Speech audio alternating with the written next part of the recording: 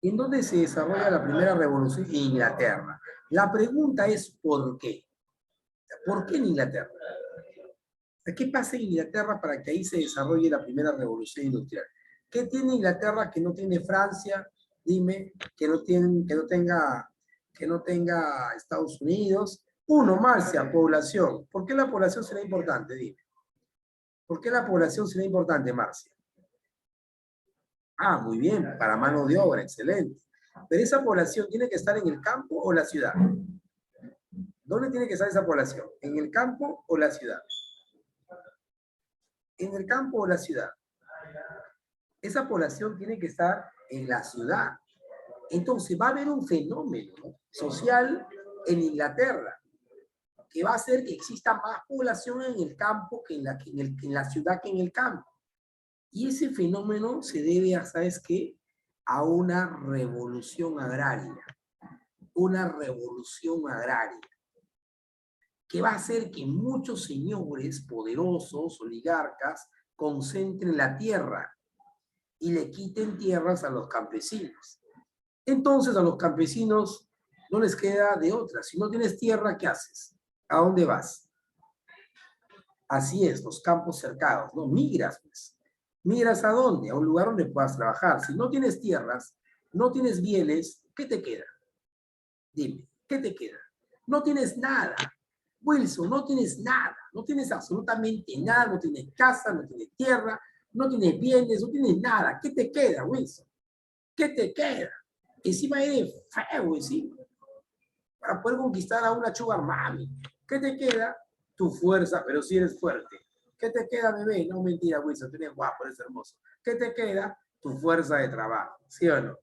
Entonces vas a vender tu fuerza de trabajo.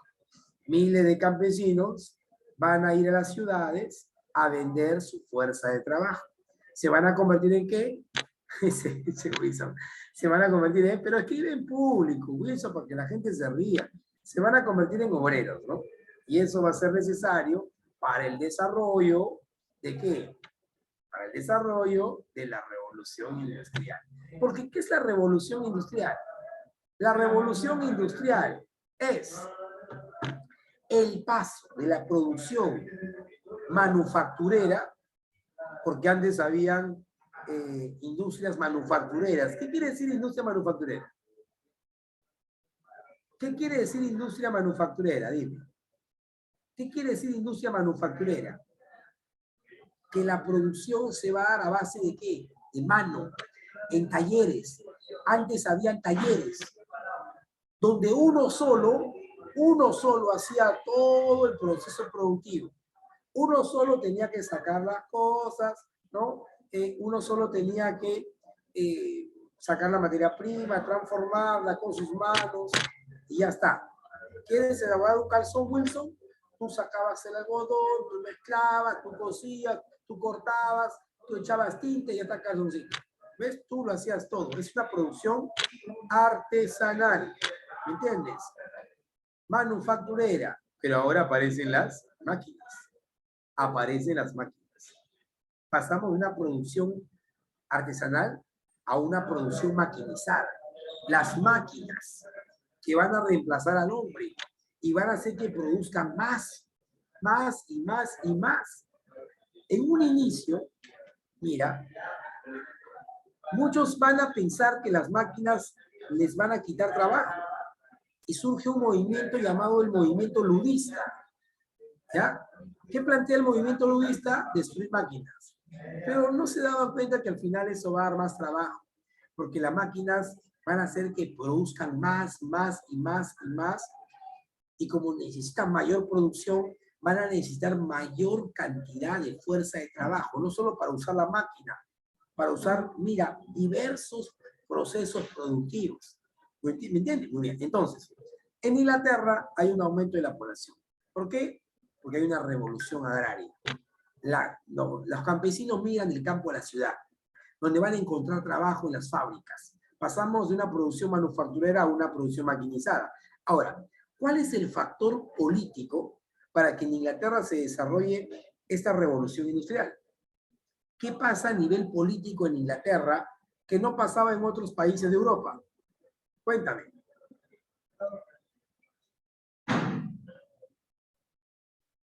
Vamos, cuéntame. Muy bien, Lucianita. Bien, Ariana. Bien, Nelson. La monarquía constitucional. Recuerda que desde la época medieval, la monarquía medieval inglesa, mira, la monarquía medieval inglesa, la monarquía, esa es la plata que te ha llevado, fácil. La monarquía medieval inglesa, escúchame, la monarquía medieval inglesa va a configurar el antecedente de una monarquía constitucional con la Carta Magna, ¿se acuerdan? ¿Te acuerdas de la Carta Magna? Y luego los estatutos de Oxford, y luego en el siglo XVII la Revolución Gloriosa. Acuérdate, la Revolución Gloriosa, el triunfo de la burguesía. Nombran a un rey y el rey reconoce la Constitución y el rey reconoce el Parlamento. A ver, ¿por qué eso sería un antecedente de la Revolución Industrial? Dímelo. Dímelo, ¿por qué? Vamos, cuéntame. ¿Por qué eso sería un antecedente de la Revolución Industrial? Vamos, bebito Fiu Fiu, habla. ¿Por qué? Porque la existencia de una monarquía constitucional va a favorecer al desarrollo industrial. Ariana dice, porque al ser constitucional impulsa el desarrollo burgués, por lo tanto industrial. Bueno, yo sé que quieres dar la respuesta correcta, pero no has articulado bien la idea. Si hay una monarquía constitucional, hay un parlamento. Y en ese parlamento puede estar presente la clase burguesa. Y la clase burguesa va a fomentar la creación de leyes que favorezcan su desarrollo económico. ¿Sí o no? Que favorezcan su desarrollo económico, que favorezcan el desarrollo del mercantilismo y luego que favorezcan el desarrollo del libre comercio y la libre industria. ¿Entienden? ¿Ves? Otra pregunta. ¿Dónde se va a desarrollar una revolución industrial? ¿En un lugar donde el mercantilismo ha alcanzado su punto máximo de desarrollo o no? Dime. Obvio, ¿no? Tiene que haber un gran desarrollo mercantilista para poder dar el salto a la siguiente etapa, que es la industrialización. E Inglaterra va a tener un gran desarrollo del mercantilismo, un gran desarrollo del comercio. Tal vez ustedes no se acuerdan, de hecho que no se acuerdan, pero Isabel I fomenta el mercantilismo. ¿Te acuerdas? Y luego en el siglo XVII la República de Cromwell, ¿qué hace? Ya volaste ya. La Isabel I sí te acuerdas, pero cuando te hablo de la República de Cromwell, ya volaste, ¿no? ¿Qué fomentó la República de Cromwell? Cromwell creó el Acta de Navegación. ¿Qué dice el Acta de Navegación? ¿Qué establece el Acta de Navegación? Cuéntame. Y yo sigo buscando la foto de la pizarrita y no la encuentro. Habla. ¿Qué establece el Acta de Navegación? Que solo se van a usar barcos ingleses para el comercio con esta isla. Eso hace que el desarrollo comercial inglés se desarrolle. Que existe una clase con capital, que exista una clase burguesa que tenga más dinero, más chinchín, más platita. ¿Para qué? ¿Para qué? Si tienes dinero, tienes capital, eso te sirve ¿para qué? Para invertir. ¿Ves? Otra causa de la revolución industrial es la acumulación de capital. Y todos estos factores, mira, se concentran en Inglaterra.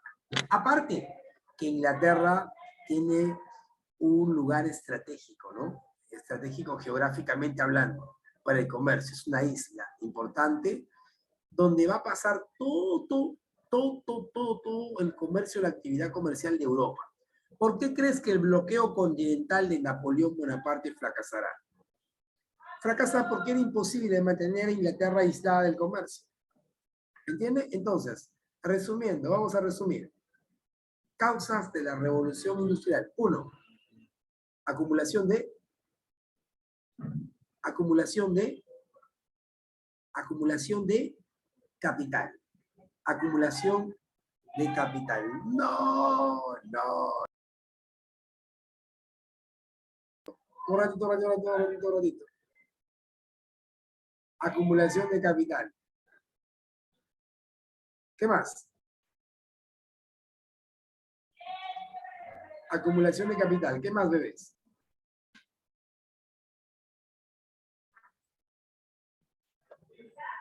La revolución agraria. Muy bien. ¿Qué más? Aumento de la población. ¿Qué más? ¿Qué más? Para que haya desarrollo industrial, ¿qué vamos a tener? Avance de la ciencia y la tecnología. Avance de la ciencia y la tecnología. Ciencia y la tecnología. Mi bebito fiu fiu. Muy bien. Y todo esto se va a desarrollar en Inglaterra. ¿En qué siglo comienza la revolución industrial? ¿En qué siglo comienza la revolución industrial, chicos? ¿En qué siglo?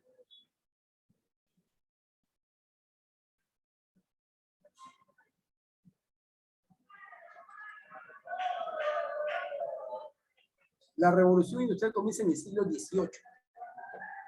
La segunda mitad del siglo XVIII y va a culminar en la primera mitad del siglo XIX. Y ahí comienza la segunda revolución industrial, hasta el inicio de la Primera Guerra Mundial. Hasta la Primera Guerra Mundial. Bien, un ratito voy a encontrar esto que estoy buscando y continuamos.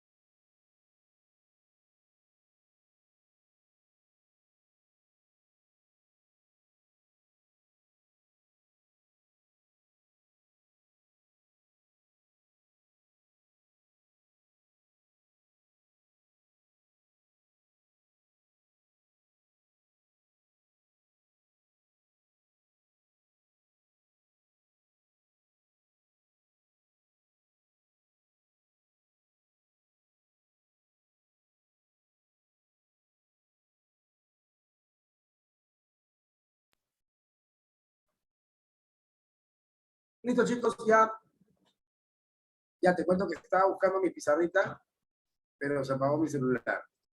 Entonces ya diapositiva no más. Diapositiva, bebitos, bebitos, bebitos. Fío, fío. Bien, al toque. Entonces, ya vimos las causas de la revolución industrial. Miren, aquí tenemos las dos revoluciones industriales. Te dije que vamos a hacer todo en una. Vamos, otra vez, contéstame. Para que exista, mira, para que exista la revolución industrial, tiene que aparecer capital, ¿no? ¿Y quiénes van a tener el capital? ¿Quiénes tienen el capital? ¿Qué clase social va a tener ese capital? Dime, ¿qué clase social? La burguesía. ¿Y dónde se desarrolla la burguesía? ¿Dónde habrá mayor desarrollo de la burguesía? ¿En qué lugar? ¿En qué lugar hay mayor desarrollo de la burguesía? En Inglaterra. Porque en Inglaterra la burguesía va a tener un triunfo político, ¿no? La revolución gloriosa. Y en Inglaterra habrán condiciones económicas porque va a llegar al punto máximo del desarrollo mercantilista. Y se produce en Inglaterra la revolución. La revolución, ¿qué revolución? ¿Qué revolución? La revolución agraria. Profe, ¿por qué el campo será muy importante? ¿Sabes por qué? Porque la primera industria en maquinizarse en Inglaterra será la industria, ¿qué industria? La industria, ¿qué industria, bebé? La industria textil. Y en la industria textil, ¿qué necesitamos? ¿Qué se necesita para la industria textil? ¿Cuál es la materia prima? El algodón. Entonces van a haber grandes extensiones de tierra donde van a producir el algodón. ¿Me entiendes? ¿Y por qué crees tú que van a comprar abundante guano al Perú? ¿Por qué? ¿Por qué crees que van a comprar abundante guano al Perú? Porque necesitaban fertilizar las tierras para la producción del algodón. ¿Me entiendes? Muy bien. Quinto, entonces, causas: acumulación de capital, desarrollo de la burguesía, avance de la ciencia y la tecnología, la revolución agraria y las condiciones que van a darse en Inglaterra. Ahora, en la segunda revolución industrial, ya esto pues sale los límites de Inglaterra y aparece la segunda revolución industrial en países como Francia, Estados Unidos, Japón y Alemania. Mira, tenemos acá primera, segunda, mira, siglo XVIII al siglo XIX.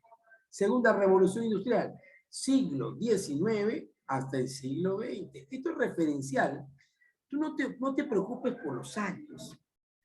Tú preocúpate simplemente por entender los siglos.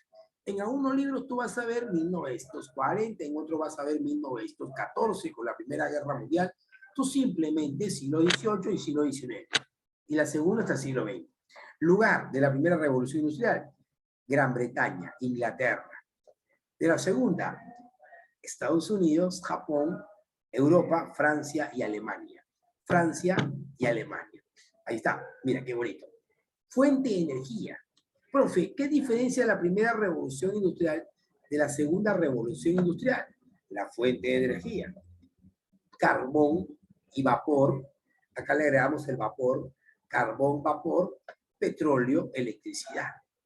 ¿Tú has puesto? ¿Qué pasa cuando tú pones la tetera a hervir? Cuéntame.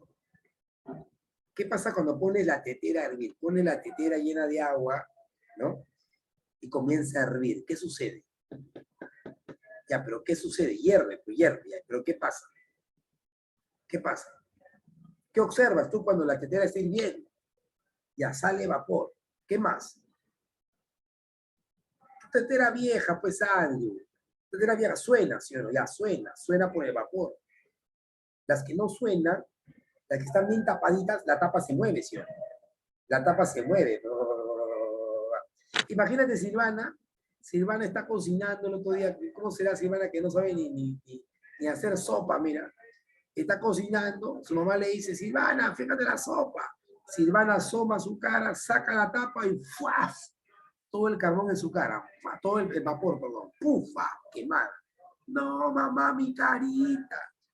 El vapor es una fuente de energía. Yo no cocino, dice Silvana. Tú colocas la tetera, la tapa, todo bien cerrado, hay una presión. Yo me acuerdo que yo tenía mi tetera vieja y la tapa con la junta se entraba y cuando hervía la tetera se movía la tapa. Se movía. ¿Ves? Se movía. Porque el vapor genera una energía. Pa, pa. Ahora imagínate concentrar concentrar, mira, la concentración de agua con abundante, un extenso fuego, un intenso calor, y se genere vapor y una presión, todo cerradito, y ese vapor, ¡faf! ¡Faf! ¡Faf! ¿Ves? Hace que haya un movimiento, un movimiento. Eso es la energía. La energía generada por el vapor. Y ese vapor, gracias a la existencia del carbón. Por eso, la fuente de energía de la primera revolución industrial va a ser el carbón y el vapor. Carbón, vapor, imagínate. Ahora, un hombre tiene esta idea y ¿qué hace?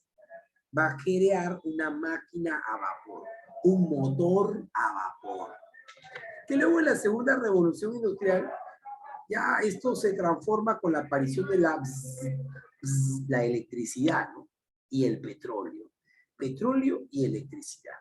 Petróleo y electricidad. Mira, entonces, primera, segunda, siglo XVIII, siglo XIX, lugar, Inglaterra, Alemania, Francia, oye, a Japón. Fuente de energía, carbón, vapor, petróleo, electricidad, carbón, vapor, petróleo y electricidad. Profe, las industrias, la industria textil, mira, si la industria es textil, ¿cuál será la materia prima importante? Ya me lo dijiste, vamos, vuelvo a repetir. ¿Cuál será la materia prima de la primera revolución industrial? Habla el algodón. La metalurgia, si la industria es metalúrgica, ¿cuál será la fuente de energía? El hierro, viene Malí, el hierro. En cambio, en la segunda revolución industrial tenemos la sidermetalurgia, ¿ya? Con el acero, la industria química, la industria automovilística, la industria eléctrica. Profe, varios campos. Así es, bebé. Mira, qué bonito. Método de trabajo. ¿Cómo se desarrollaba el trabajo en una industria manufacturera? ¿Cómo?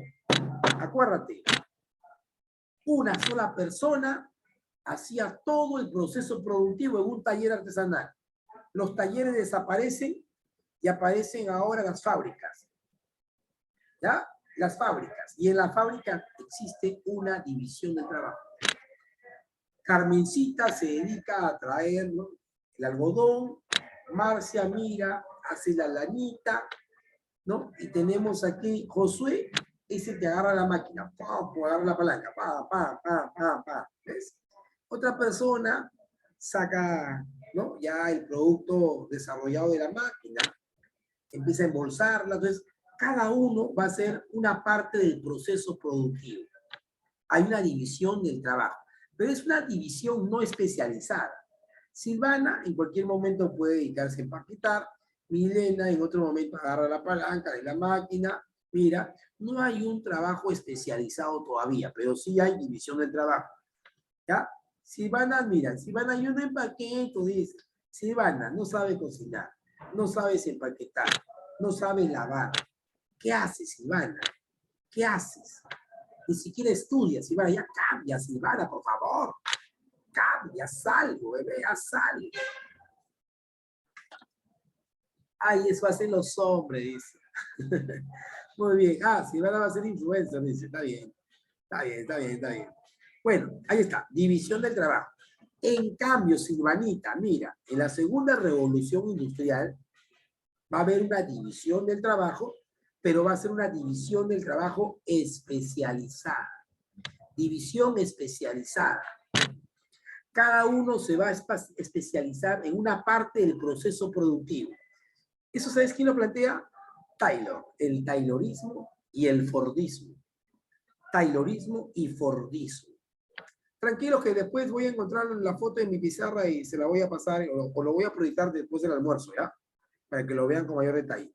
El taylorismo y el fordismo, ¿qué plantean? Mejorar la producción. Profe, ¿cómo? Mejorando la productividad.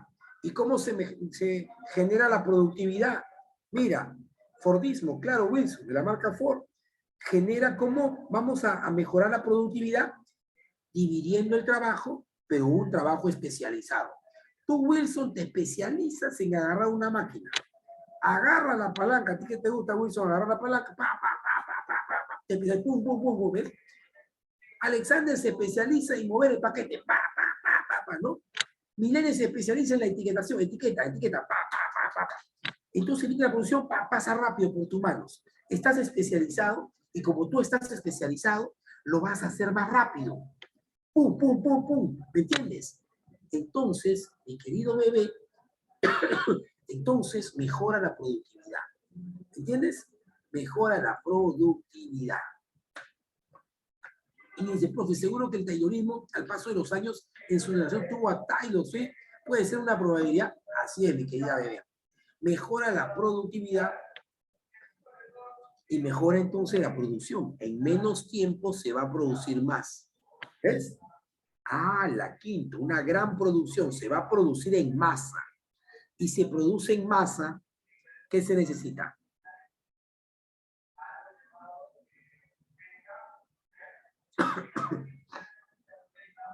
¿Qué se necesita si mejora la producción? Más trabajadores, más materia prima, vamos a elaborar más, vamos a producir mucho más en grandes cantidades, entonces vamos a necesitar no solo más trabajadores, no solo más materia prima, sino también más mercado. Porque tú, ¿para qué produces? ¿Para regalar? ¿Ah? Producimos calzones marca Nelson. Calzoncitos marca Nelson, la esencia del placer. Tenemos que vender, pues tú produces para vender, para ganar plata. Mira, primero estás produciendo y generas un mercado local. No produces mucho, es un mercado local. Luego la producción avanza y produces una gran cantidad. Tu mercado va a ser nacional, en todo el país, en todo el reino.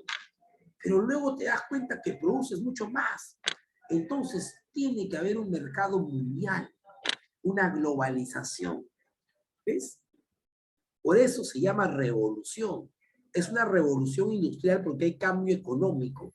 Y el cambio económico trae cambio político y trae cambio social y cambio cultural, trae cambio religioso, trae cambio educativo, un cambio total. Muy bien, qué bonito, qué bonito, qué bonito, qué bonito. Profe, ¿qué más? ¿Qué más? ¿Qué más? Miren, aparecen en la primera revolución industrial sociedades anónimas, la bolsa y la banca, ¿no? Y la segunda revolución industrial va a haber una concentración industrial total, incluso hasta monopolios, ¿no? Van a surgir, ¿cómo se llama? Cuando una fábrica o una empresa domina un mercado mundial. ¿En qué se convierte? ¿En qué se convierte? Una empresa, una marca domina un mercado mundial. Monopolio, pero también a eso se conoce como imperialismo. Una industria imperialista. Imperialismo. Muy bien, ahí está. Primera, segunda. Primera y segunda. ¿Alguna pregunta, chicos? ¿Alguna pregunta? Ahí están las comparaciones entre la primera revolución industrial y la segunda revolución industrial. ¿Todo bien? ¿Todo clarito? ¿Todo clarito? Muy bien. Listo, bebito, fiu, fiu. Miren, ahí está la fabricación en serie, la concentración empresarial, aparece el cártel, el trust, holding. Eso tú lo has visto en economía, ¿no? Nuevos sectores industriales como la metalurgia, la química, la electrónica, la industria automovilística. Qué bacán. Profe, los inventos, queremos los inventos. Ahorita vas a ver. Ahí está, mira, nuevas fuentes de energía, la electricidad y el petróleo. En la primera tenemos el carbón y el vapor. Nuevas industrias, el desarrollo de la siderúrgica, la industria química, la industria eléctrica. Mira, se produce la concentración industrial.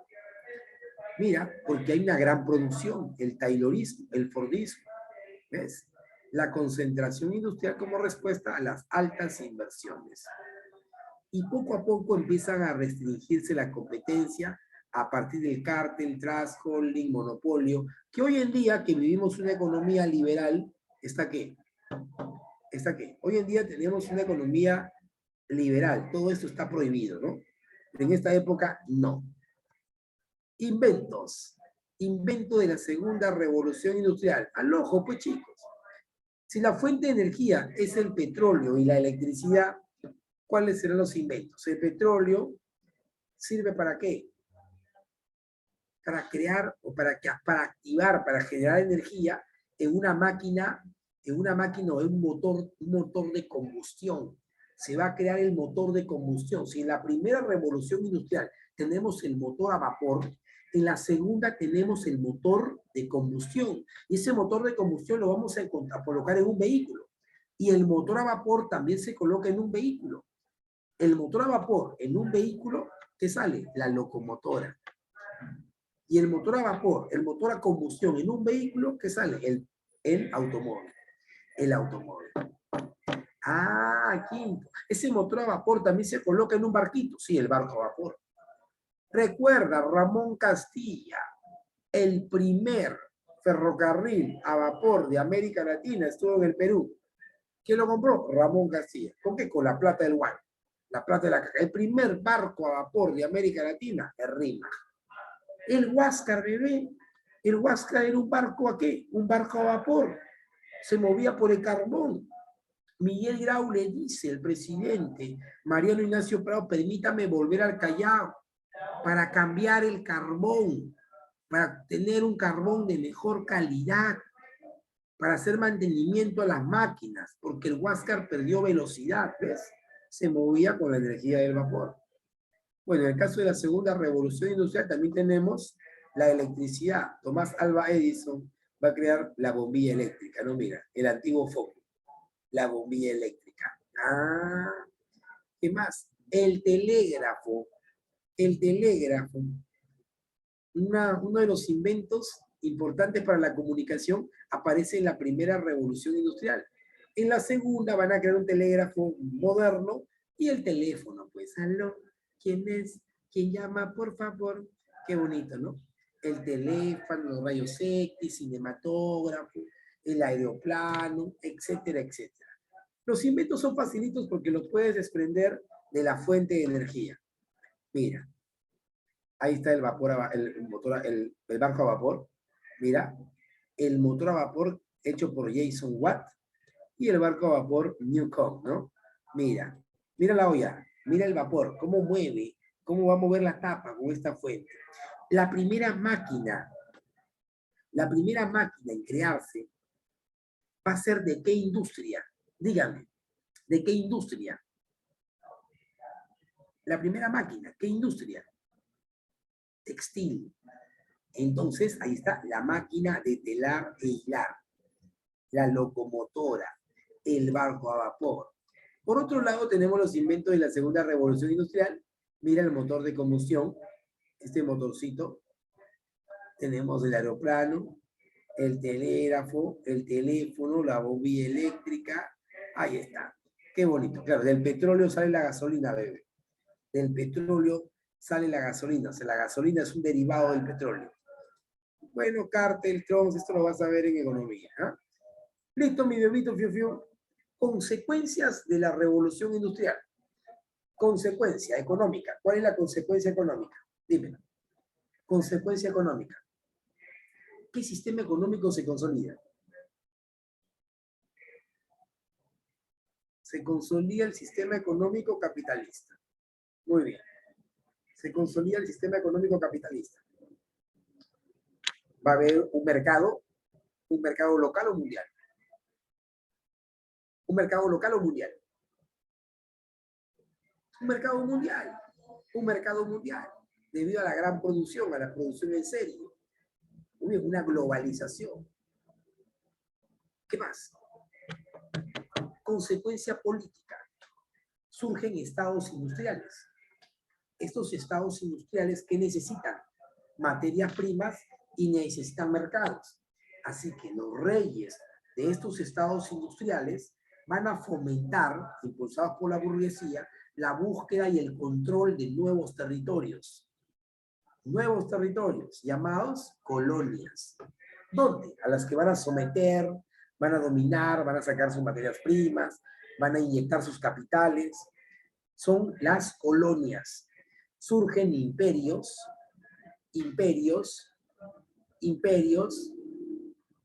Habla imperios que tienen colonias. Imperios coloniales. imperios coloniales, Inglaterra, Francia. El Perú nace como una república, ¿ya? Dime tú, ¿el Perú va a depender económicamente de un país o no?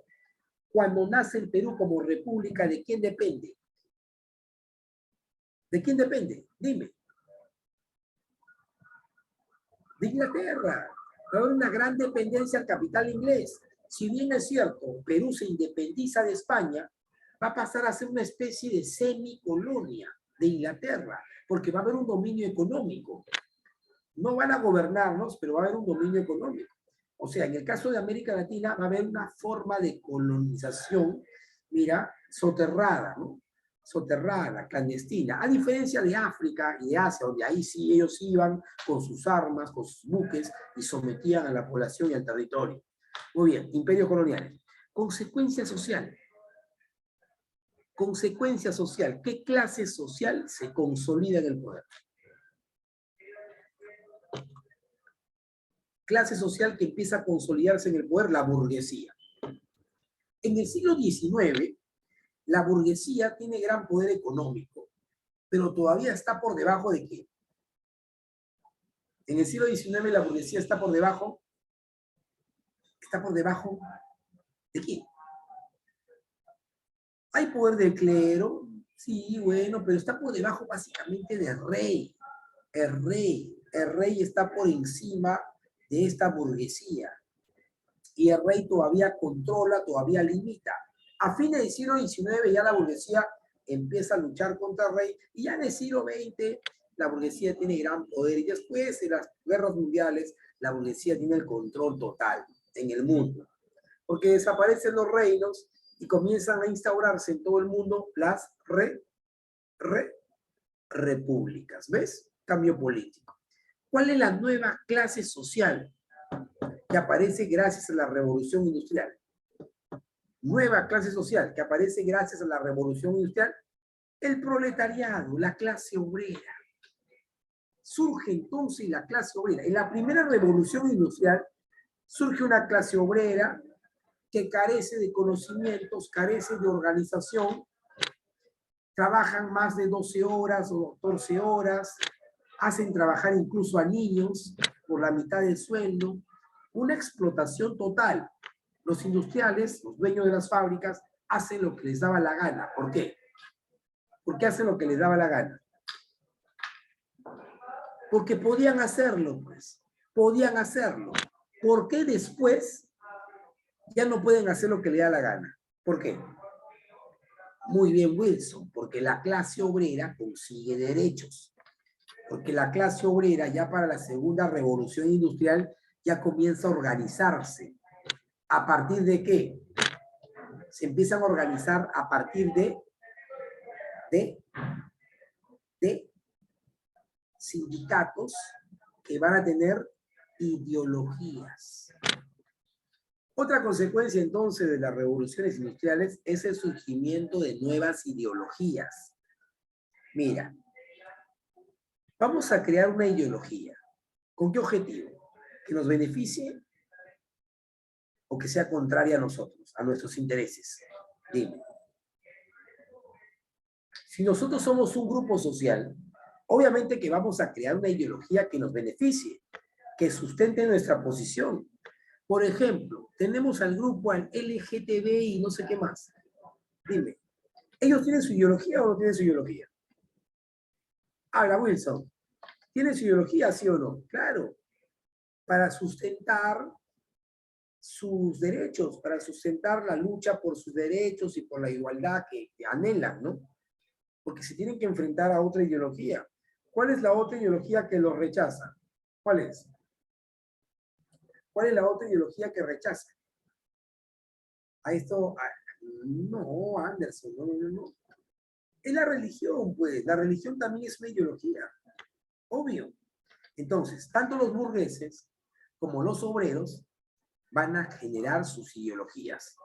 Nuevas ideologías en el siglo XIX. Ideología burguesa, ideología obrera. Los burgueses, ¿qué tienen que sustentar? A ver, en el siglo XIX los burgueses tienen que ¿sustentar qué? Tienen que luchar contra el poder de los reyes todavía. y tienen que sustentar su libertad, sus derechos, el derecho a su propiedad privada, el derecho a su libertad de prensa, el derecho a su libertad de industria, a su libertad de comercio, a que no lo limiten, a que el gobierno no lo limite, ¿entiendes? Entonces aparece una ideología llamada el liberalismo. Liberalismo, libertad, liberalismo. Ideología burguesa, liberalismo del siglo XIX. Otra ideología de la burguesía es mi patria, mi tierra. Esta es mi tierra, así es mi Perú, el nacionalismo. Mi tierra, mi patria, somos un grupo humano que pertenecemos a un mismo territorio. Y tenemos lazos en común. Mismo origen, mismo idioma, misma religión, misma historia y un territorio. ¿Eso le conviene a la burguesía o no? Sí. La burguesía le conviene ejercer poder en un territorio. Por eso el nacionalismo será importante. Nacionalismo y liberalismo. Profe, ¿y la clase obrera? La clase obrera tiene dos ideologías también. Dos ideologías que van a sustentar el cambio, ¿no? El cambio porque ellos son la clase explotada, son la clase trabajadora y necesitan cambios para mejorar las condiciones de su vida. Primero, el anarquismo y el otro, el socialismo. Anarquismo y socialismo. Las primeras luchas obreras serán influenciadas por el anarquismo, pues. En el Perú, por ejemplo, las 8 horas laborales van a ser influenciadas no por el socialismo, sino por el anarquismo.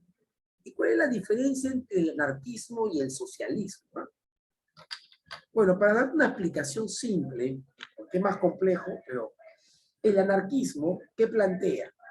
Plantea que todo poder es corrupto y que el pueblo, la comunidad, el pueblo se debe gobernar solo, se debe gobernar en comunidad. Es decir, plantean destruir el Estado capitalista y generar una especie de comunismo de frente. El socialismo, ¿qué plantea?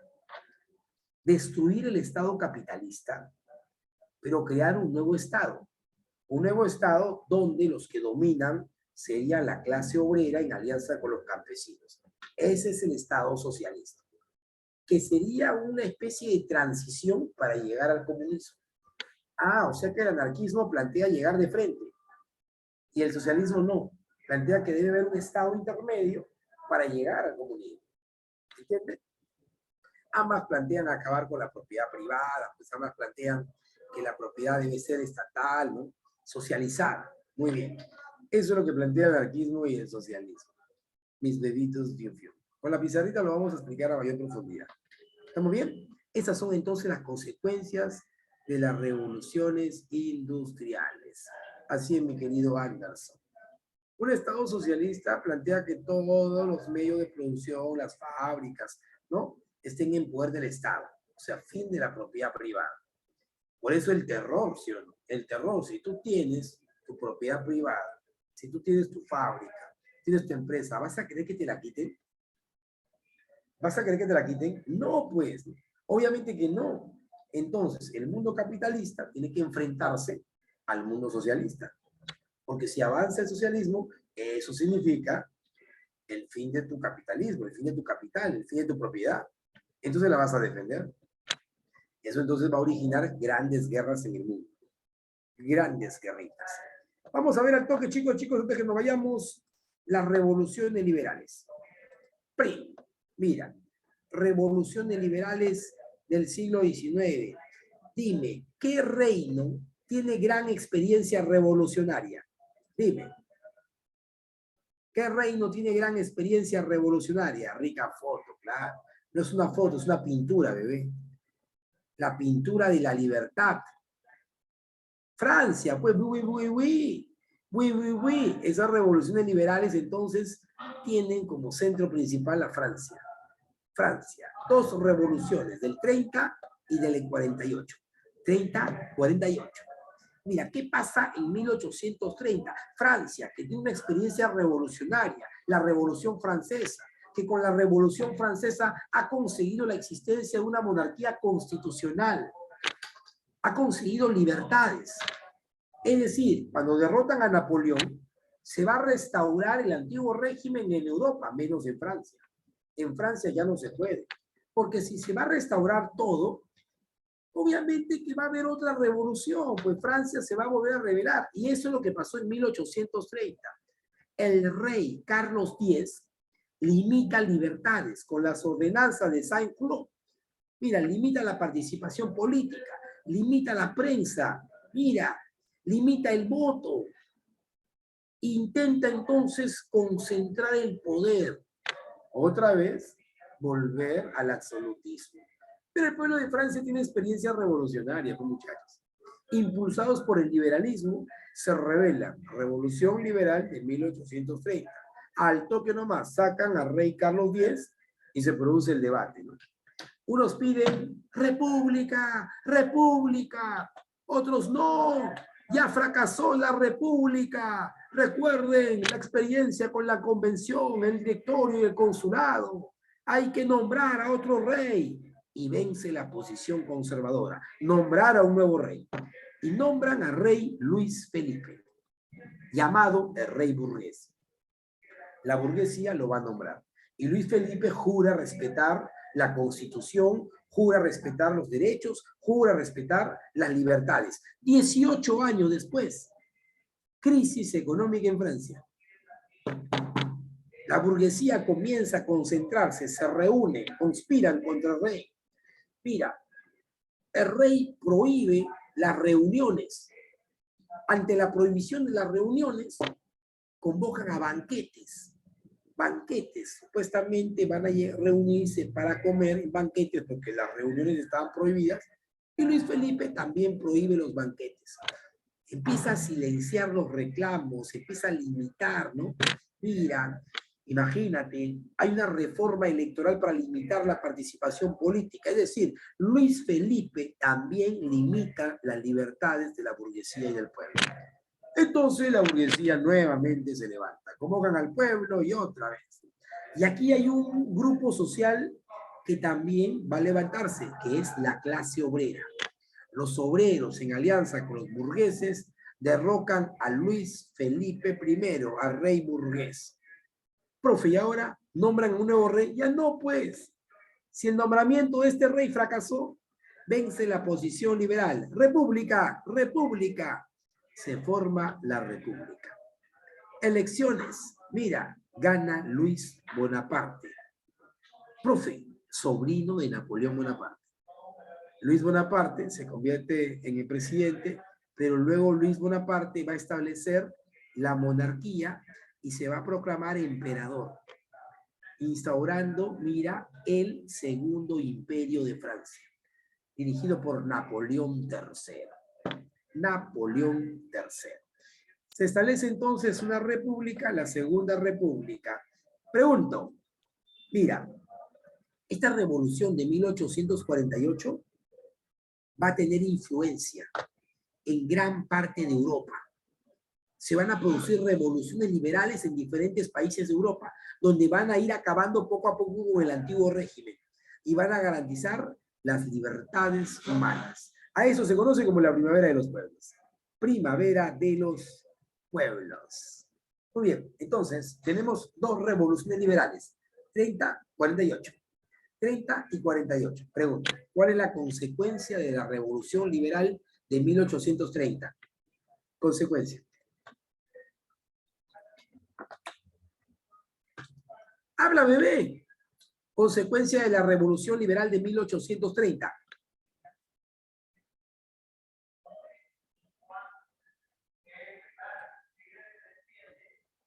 Ariana, ¿cómo va a ser el restablecimiento del absolutismo? Yo no te he preguntado por la causa, eso sería la causa. Te estoy preguntando la consecuencia, ¿qué se instaura? Falso, pues, Emily. Falso. Se instaura una monarquía, otra monarquía, pero una monarquía constitucional. O sea, se instaura otra monarquía constitucional con el rey burgués. Consecuencia de la Revolución Liberal de 1848. ¿Cuál es?